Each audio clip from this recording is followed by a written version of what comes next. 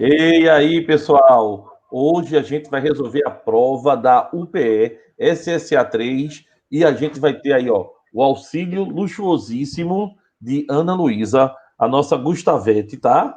A gente está resolvendo essa prova e ela vai estar do nosso lado aqui, auxiliando e dando aquela impressão, né, do aluno que pega uma prova da UPE. E quando olha para a prova e diz, meu Deus, que danado é isso.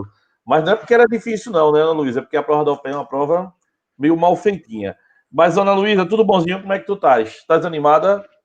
Tô animada, viu, Hugo? Faz um tempo que a gente tá tentando gravar aí, mas graças a Deus deu certo agora. Agora vai, agora vai. Ó, vê bem, a primeira questão é uma questão que traz um celular, não é isso? Pegando Isso. fogo aí, né? E aí, vê, essa primeira questão, quando tu olhasse ela assim, quando tu olhasse ela, qual foi a tua sensação imediata quando tu olhasse para essa prova? Essa questão, tu achasse ela lógica ou dissesse que danado esse cara tá perguntando aí? Eu fiquei bem assustada. Na verdade, eu fui pulando, né, as questões difíceis quando eu vi já tava no fim da prova. Todas que eu pulei, né? Mas enfim. É exatamente, ó. Esse é o espírito, tá? Não consegue fazer, vai pulando para não ficar estressado demais, né? O problema da prova é que o cara pula tanto, daqui a pouco já pulou da banca. Vê, a gente ia ter que saber um detalhe. A pilha de lítio, anota aí, pessoal. A pilha de lítio é a pilha do celular. Você ia ter que saber isso. A pilha do celular, vê que dado da UPE. Milhões de questões de pilha eletrólise. Aí o cara bota um dado que é altamente específico.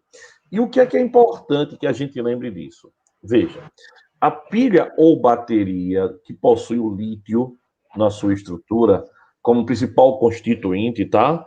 Ela tem como característica ser bem leve. Por isso que ela é usada em celular.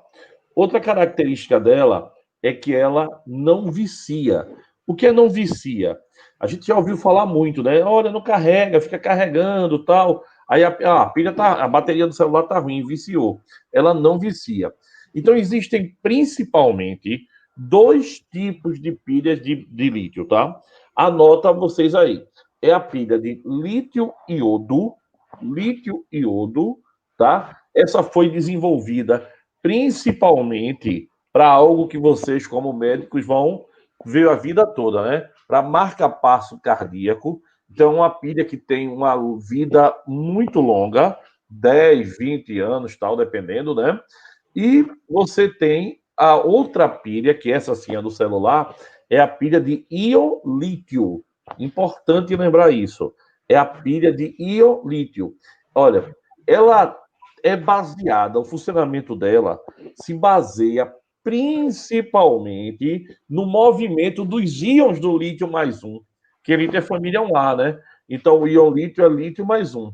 É totalmente utilizado hoje em dia para celular. E o potencial dela, não precisa decorar isso, não. É entre 3 e 3,6 volts. É um potencial relativamente útil, né? Outro dado é que o ânodo, esse é importante, pessoal. Esse é importante. Olhe nos olhos, esse é importante. O ânodo e o cátodo, olha que interessante. O ânodo e o cátodo são formados por átomos dispostos em planos. Eles são dispostos em planos. Já vai facilitar a movimentação do elétron. Então, como se fossem lâminas, tá? E entre essas lâminas, vê que coisa técnica. Existem os espaços onde os íons do lítio se inserem. São exatamente nesses espaços onde os íons do lítio se inserem. Aí, olha, o ânodo, preste bem atenção, o ânodo é formado por grafite, forma alotrópica do carbono, né? Grafite ou grafita, tanto pode ser dito, tá? Com o metal cobre. E os íons se intercalam com planos de estruturas hexagonais do carbono, tá?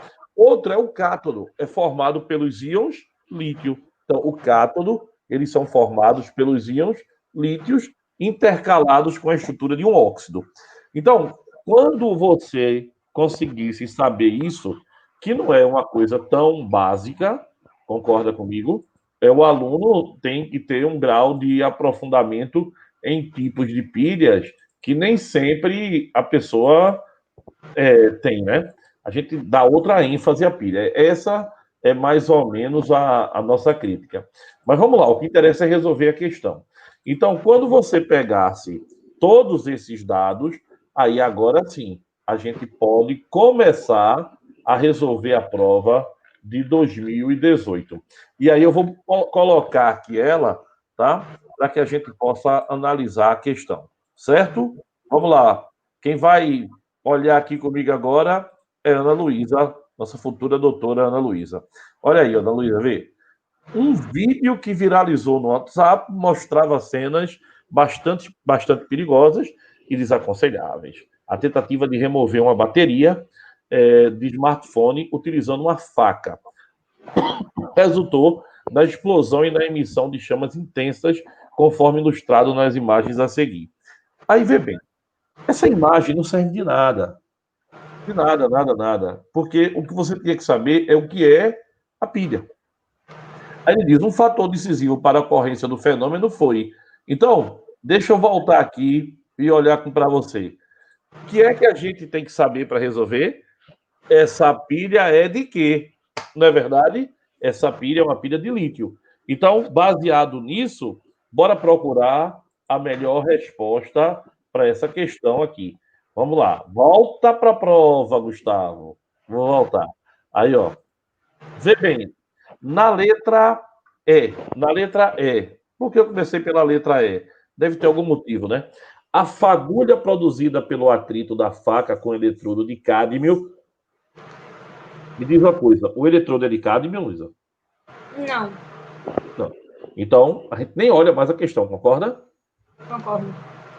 Aí, D. O rompimento do envoltório de Zico, permitindo a liberação do dióxido de manganês, um sólido preto que saiu. Vem cá, tem dióxido de manganês aí na estrutura? Não, também não. Então, a gente já deixa para lá. C. A oxidação do chumbo. Essa pilha de chumbo? Não, pelo amor de Deus, né? Chumbo complexo. Letra B. A perfuração do eletrodo de chumbo. De novo, não, né? O eletrodo não é de chumbo. Então, lê para mim a letra A para a gente poder marcar a resposta, Luísa. O contato dos componentes da célula de lítio-íon com o oxigênio do ar que deu início a reações químicas exotérmicas. Guga, eu só Então, respondi essa A porque, não porque eu tinha super conhecimento do assunto, mas porque o senhor tem uns mapas mentais que dizem o tipo, né, de célula dos telefones. Aí foi por isso que eu soube responder. E também por eliminação, né? Mas fiquei meio assustada também quando eu olhei. na verdade, a prova, a questão disse assim, né? Qual é o material usado na pilha do smartphone? Eles botaram uma imagem para dizer que a prova está ligada ao cotidiano. Nada disso. A pergunta não tem nada a ver com a imagem. Nada a ver. A pergunta é absolutamente maldosa.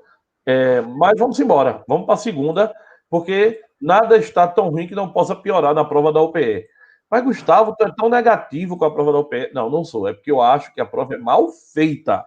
E eu acho que eles estão tentando melhorar, mas ainda tem coisas absurdas. Olha, 2.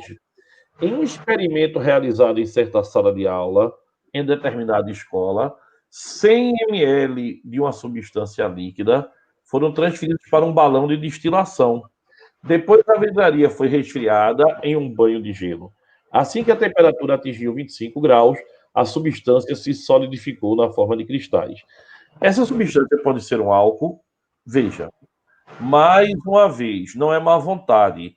Eu sempre comento isso quando eu estou fazendo os comentários da prova, ou na academia, ou nos colégios. Veja bem, a gente em nenhum momento estuda propriedade do composto orgânico com base no ponto de fusão do álcool. Por exemplo, eu posso lhe perguntar assim: qual é a parte polar de um álcool? A hidroxila, né? Isso. A cadeia carbônica, Ana Luísa, se ela for maior, o álcool tende a ter natureza apolar. Se ele tiver mais hidroxila, ele tem natureza o quê? Polar, né? Aí eu posso misturar isso com ponto de hidrogênio, com ponto de ebulição, porque se ele é muito polar, ele tem ponto de hidrogênio, então vai fazer o quê? Vai ter alto ponto de fusão e ebulição e tal. Mas a pergunta da UPE, ele fala algo assim, altamente solto, né? Atingiu 25 graus, solidificou tal, e depois ele pergunta, essa substância pode ser um álcool? Aí, letra A, não, porque se trata do 1,2-etanodiol. Só que, veja, 1,2-etanodiol é um álcool. É um álcool, né? Concorda? Então, é um álcool. Não... É como se eu dissesse, isso aí é um ônibus? Aí eu disse, não, porque é um ônibus articulado. Oxê, é um ônibus, não tem nenhuma diferença. Né? Então, a primeira alternativa, sem sentido.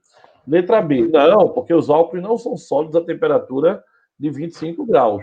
Depende do álcool, né? Se a cadeia dele for muito grande, anota aí. Quando o ácido é muito grande, Ana Luísa, a gente chama ele de quê? De ácido graxo, não é verdade? Quando o álcool é muito grande, ele também é um álcool graxo. Então, não tem sentido essa alternativa deles, também está falsa, tá? Aí vamos lá. Terceira, ele chega para você e coloca na letra C. Não, porque os álcools possuem pontos de ebulição mais altos. Depende, né? Depende do álcool.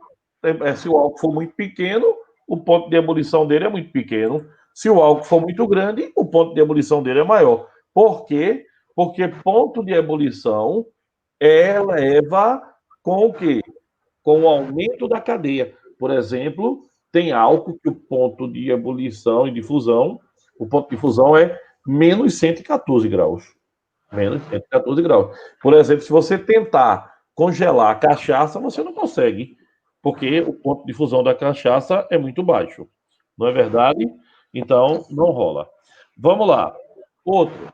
Letra D. Sim, caso possua uma hidroxila ligada a um carbono saturado e ele seja um grupo de maior prioridade da molécula. Vamos lá, né? Isso é a definição de álcool.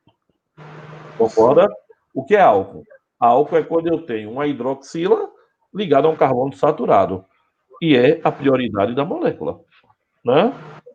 Isso. Concorda comigo? Então vamos lá. Então a resposta deve ser letra D. Mas embora não tenha nada a ver com a pergunta. Mais uma vez, né? Mais uma vez com o texto. Letra E, sim, basta que ele possua hidroxila, característica estrutural que lhe permite fazer ligações de hidrogênio intermoleculares. Me permita usar aqui o quadrinho.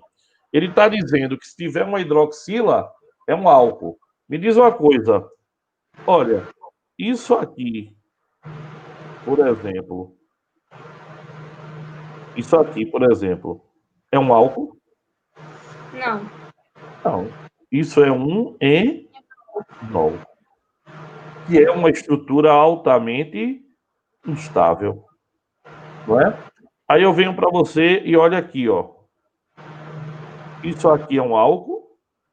Não. Fenol. Isso é um fenol, exatamente. Então, basta ter hidroxila? Basta ter hidroxila para ser álcool? Claro que não. Então, em si, a questão já foi um pouco menos complicada, né? Então, a resposta é a letra D. Agora, concorda que a pergunta, eu não posso dizer que é uma questão fácil, porque a pergunta deu uma volta, não é? Ele falou de ponto de fusão, de ebulição. A pergunta é, o que é um álcool? Vê que negócio viajado. Então, não é má vontade, é realmente uma prova complicadinha no aspecto estrutural. Mas porque vamos eles embora. aí não conseguem contextualizar direito, aí acaba deixando a gente um pouco confuso. Não era melhor que ele fizesse a prova direta, a moda antiga? E aí, lembra de polímero? Lembro. Então, esse é maravilhoso, vê. A indústria têxtil tem sido cobrada para desenvolver e utilizar tecnologias ambientalmente seguras e sustentáveis nos seus processos. Um dos caminhos na direção da biohidrólise enzimática da fibra de nylon, representada esquematicamente por... Vê, vamos lá conversar aqui.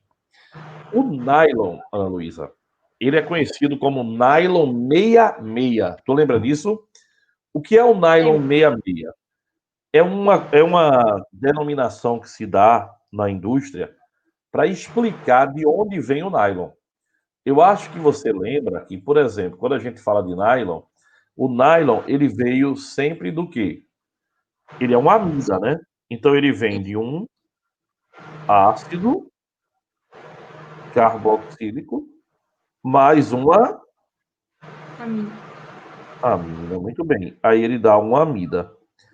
Aí veja, como o ácido carboxílico tem 6 carbonos e a amina tem 6 carbonos, aí essa amida, que é o nylon, a gente chama ela de meia, meia. Meia, meia. Certo? Não é interessante isso? Então a gente tem essa relação do nylon 66. Então, na verdade, o que ele está perguntando para a gente é: você sabe o que é o nylon? Sei. O nylon, ele é o resultado de quê? De uma reação onde tem uma amina, que é uma hexanodiamina, e um ácido, que é o ácido hexanodioico, certo? Então, ó, quando a gente pega a prova, esse cara da letra A não é uma amina, né? Esse da letra B é exatamente a resposta, né? Que aqui, ó, eu tenho uma amida, tá vendo? Aqui eu tenho uma amida, concorda? Quando ela quebra, ela dá o quê? Ela dá um ácido, C-OH, e dá uma amina, NH2. Então a resposta é a letra B. Questão também direta. Essa foi tranquila, né?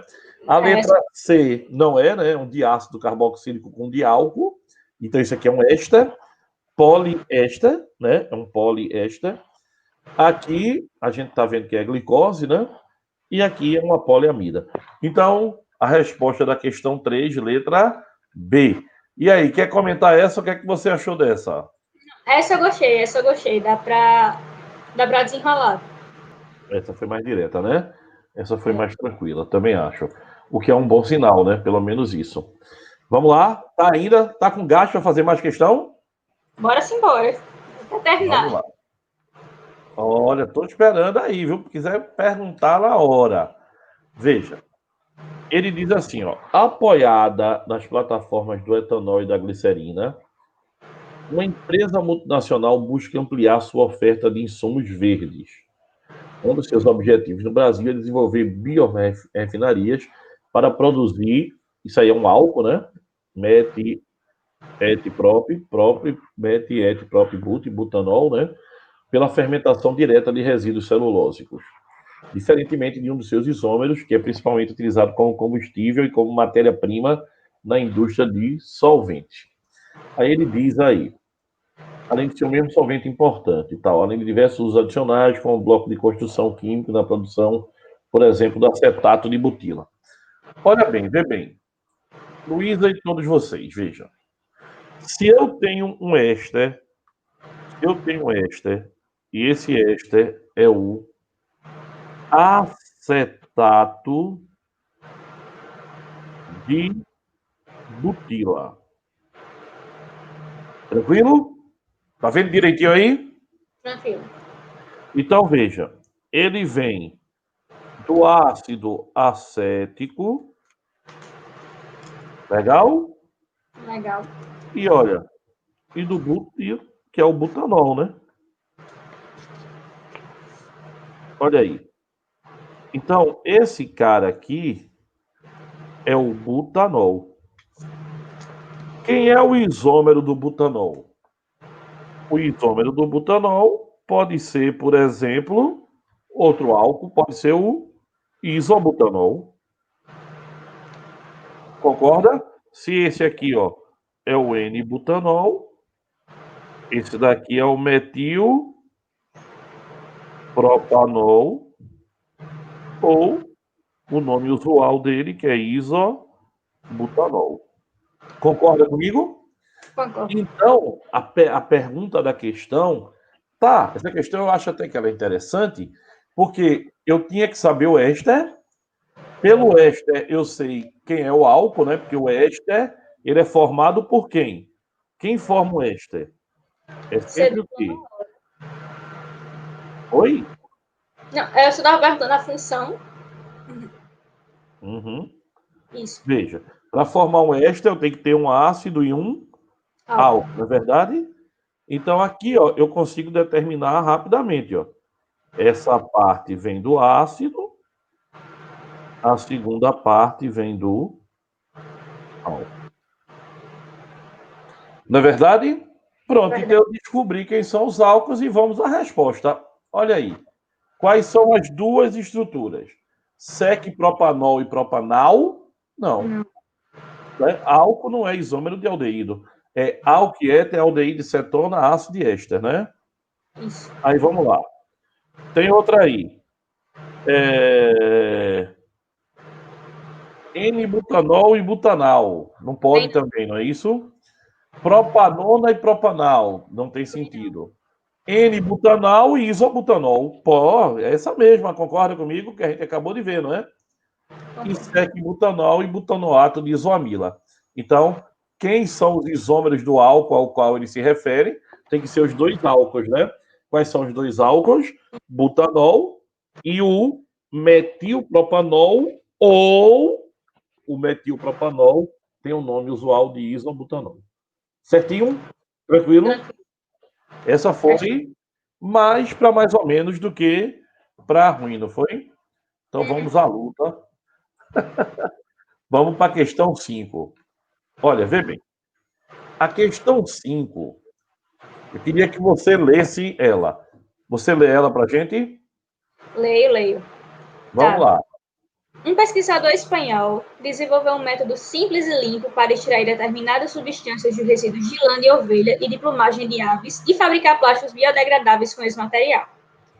Denominada eletrofiação, a nova técnica também é viável para produzir compressas para a regeneração de tecidos do corpo humano e elaborar textos nanoestruturados.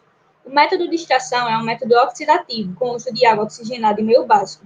Ele é altamente eficiente e não gera resíduos tóxicos.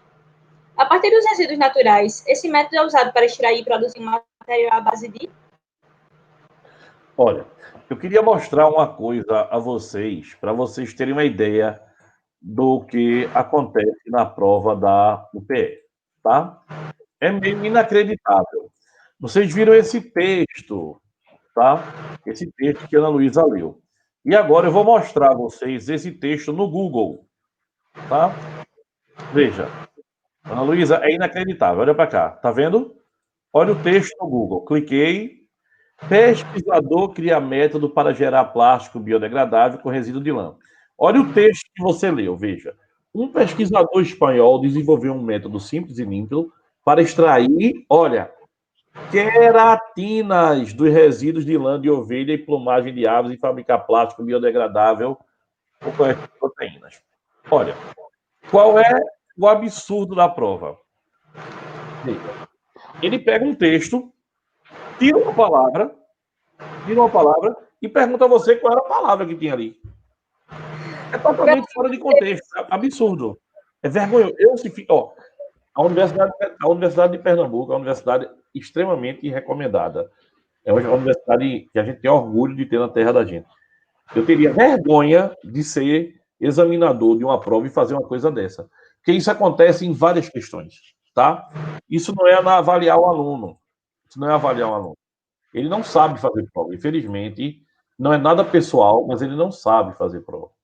O aluno tem que adivinhar, tá? Deixa eu dizer que, a primeira, que assim que eu vi a questão, eu já eliminei amidos, caseínas e queratinas, que eu pensei que era para você saber alguma coisa de polímeros, né? Porque, Pois é, tá, não é, mas tudo bem, tranquilo. é totalmente absurdo, porque queratina, a queratina é uma proteína, tá certo? Então, como a gente tem no texto aí a palavra dele, então a gente teria que lembrar: queratina é uma proteína secundária em forma de hélice, isso é aquilo que se dá muito em bioquímica, né? Que vem do principal aminoácido sulfurado, que é a cisteína. Mas você vê, ó, para extrair determinadas substâncias resíduos da lã, então você tem que lembrar: tem queratina no cabelo. Então, tem queratina na lã. Ou seja, fica uma coisa que sobrepõe a química. É meio que adivinhaçãozinha, né? Então, a resposta da questão é queratina. Gostou dessa? Tá emocionada? Amei, Guga, amei. Vou até botar aqui no meu quarto, na parede, já como eu vou essa questão aqui. Não, mas nada está tão ruim que na UPE não possa piorar. Olha, vê bem o que eles fizeram na questão de número 6. Essa questão deveria ter sido anulada. Primeiro porque ela tem mais de uma resposta. E assim, eles não respondem, eles não fizeram o que deviam ter sido feito. Mas vamos embora. Vamos que a vida continua. Olha, vê bem, ele diz aí, ó. Observe o esquema a seguir. Ele ilustra uma célula mais adequada para. Se você entrar nesse site aí, mineralisetenglover.br, você vai achar, não vai ser tão fácil, mas vai achar. Aí o desenho é todo arrumadinho lá, tá bom?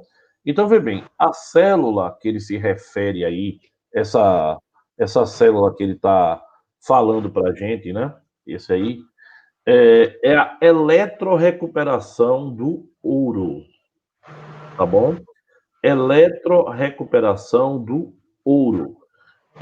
Porque não há uso, anota aí, não há uso de reagentes químicos, tá? Tanto o cátodo quanto o ânodo, tanto o cátodo quanto o ânodo fazem uso de aço, tá? Fazem uso de aço. Esse aço é um ácido inoxidável, tá? E isso acontece devido ao altíssimo potencial de redução do ouro, né? O ouro é um metal nobre, ele não reage nem com ácido, né? Ele só reage com água régia. Então, essa célula aí, ela é responsável pela eletrorrecuperação do ouro, um processo bem conhecido da química. Mas vê bem, só que tem um problema aí nessa questão. Você vai, você vai, você vai perceber nela. Veja, você pode até colocar isso aí. A eletrorrecuperação do ouro, tá certo? A eletrorrecuperação do ouro, ela exigiria que o aluno já soubesse exatamente do artigo que ele está se referindo. Isso é um artigo. Deixa eu ver se eu acho aqui para você também. Ó, acho que vou achar, vai dar para mostrar a vocês. Vê, ele pegou, pessoal, ele pegou esse arquivo aqui, ó. Tá dando para ver ou não, né? Ainda não. Deixa eu ver. Aqui. Ó. Ele pegou esse arquivo. Tá vendo? Olha o arquivo aqui, ó. Eletrorecuperação do ouro mineral. Isso foi o que ele falou aí. Você entra, é um arquivo, tá? De Bordeaux, aí você vem. Tem várias partes explicando até chegar no desenho que ele fez, ó. Tá certo? Aí aqui ele explica, ó, através de equações, o princípio da recuperação do ouro, mas do jeito que ele colocou, ficou para a gente uma adivinhação. Então, o que estão totalmente sem sentido, né? Tem aqui, ó, figura 4, célula de eletrorecuperação do ouro com desenho de secção retangular, tal, desenvolvido por Lomini. Você não tem a menor. Olha aí. Como é que você vai saber para que serve uma célula solta, né? Então, mais uma vez, falta de sensibilidade, de bom senso, de bom gosto, de, de competência para fazer uma questão. Mas vamos embora, não adianta estressar. Essa daí vai para a conta daquelas que é ruim para todo mundo, tá? Não só foi ruim para você, então vamos embora. E aí, gostou dessa? Amei, Guga. Eu acho que eu devia ter pegado o dinheiro que meus pais investiram em cursinho, material, para gastar com aula de adivinhação. E para botar assim. Mas vamos embora. Vamos embora que o oitão tá garantido já aí. Oitão, oitão. Vê. Questão 7. Determinada substância oxigenada 1 é um produto de extrema importância para a indústria, onde é utilizada como solvente e como reagente. Ela é comumente obtida juntamente com fenol, a partir do processo do cumino, que emprega benzeno e propeno como insumos, conforme esquematizado abaixo. Olha, primeira coisa, é bom a gente lembrar, tá? Que cumino é um nome usual, tá? Cumino é o nome, desculpa, é o nome usual de que composto? Ó, quase ninguém no mundo sabe isso aí, né? O cumeno é o nome do isopropilbenzeno, tá? Isopropilbenzeno. Isopropilbenzeno. E aí tem um detalhe, anota aí. O cumeno, ele é aromático, né? Logicamente, que se ele tem um benzeno, ele é um intermediário na síntese de fenol e acetona, tá? Ele é intermediário na síntese de fenol e acetona. Então, você tem aqui, na verdade, o peróxido de cumeno. Isso aqui, ó, o número 1, se o número 2 aqui é um fenol, o número 1 seria uma acetona. Mas é uma reação pesada, né? É uma reação pesada para você lembrar que aqui, ó, ele vai quebrar dando uma acetona. Bora, deixa eu tentar mostrar para que a gente possa render um pouco mais aqui. Você tem aqui o anel aromático do benzeno, não é isso? Tá ele aqui bem bonitinho. Aí aqui ele vai reagir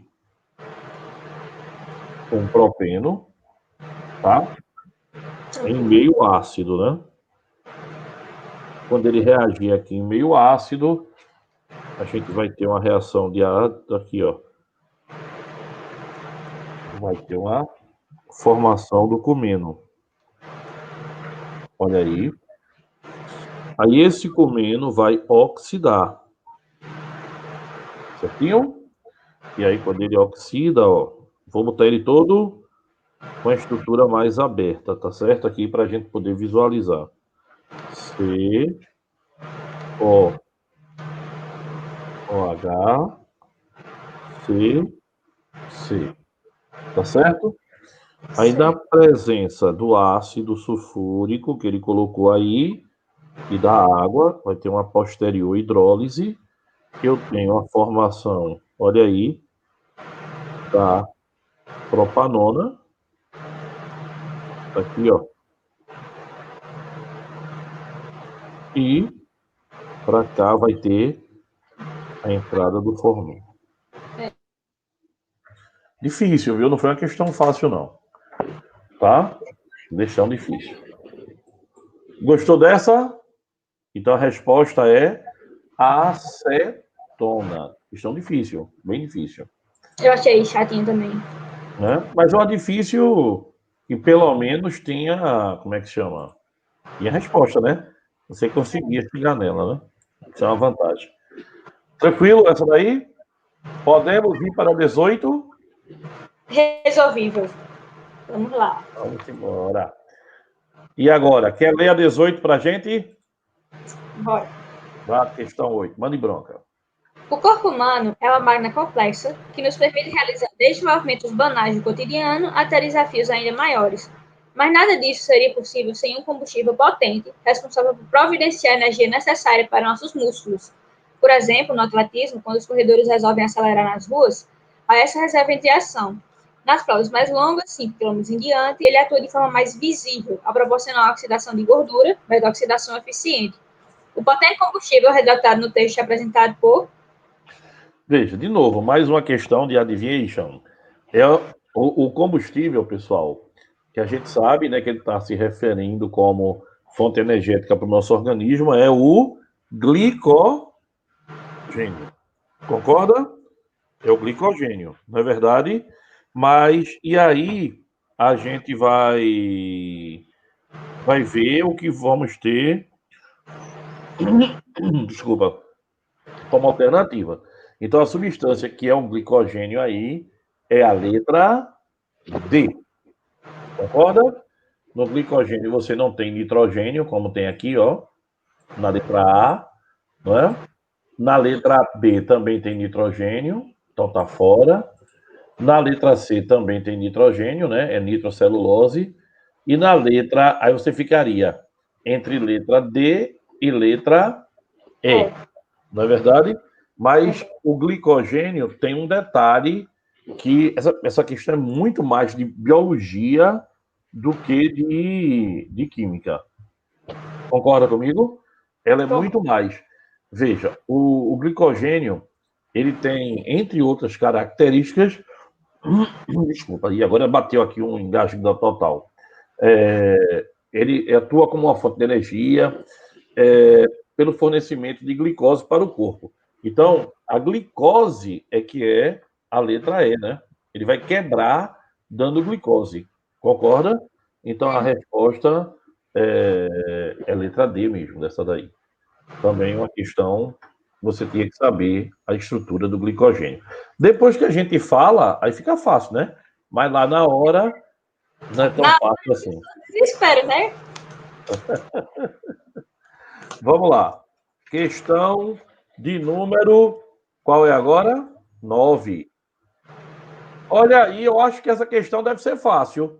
Ih, rapaz, será? Não gosto nem de pensar nisso. Manda bronca. Olha aí, o que é que a gente tem aí? Um reator nuclear, né?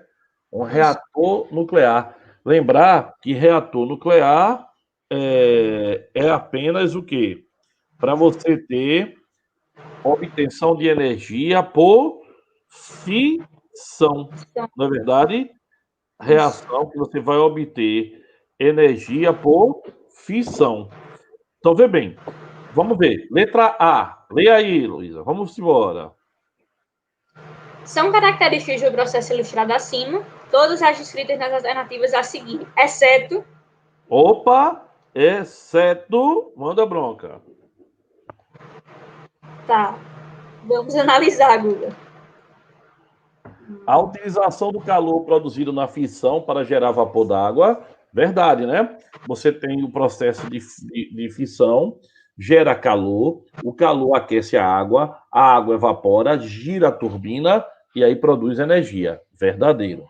Letra B. O combustível empregado é urânio 235, enriquecido cerca de 3,5%.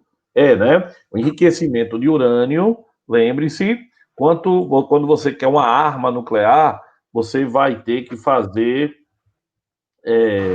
um enriquecimento muito alto. Mas quando você quer obter energia, o enriquecimento do urânio não precisa ser tão elevado. Concorda? Ele não precisa ser tão elevado. Eu não lembro exatamente aqui alguns dados, mas tem alguns que de cabeça que dá para a gente lembrar. Por exemplo, se você tiver até 3,5% do urânio enriquecido, se eu tiver errado, me perdoem, tá? Se eu tiver até 3,5%, é o processo de energia, com 20% você já consegue medicamento e acima de 90% você consegue arma nuclear. Então, essa daí é uma... Mas não precisa saber isso, não. É só saber que é enriquecimento, que urânio é enriquecido. Vamos lá, qual é a próxima? Letra C. Um material radioativo é usado para produzir calor via reações nucleares. Também é verdadeiro, né? Letra D. O vapor da água produzido é utilizado para movimentar as turbinas onde se produz eletricidade. Foi o que eu acabei de falar, né? Naquela parte. E letra E. A ausência de geração de resíduos tóxicos ocorre por causa da água como fonte de vapor. Não, né? A energia nuclear, ela é uma energia limpa, porque ela não produz gases tóxicos, né?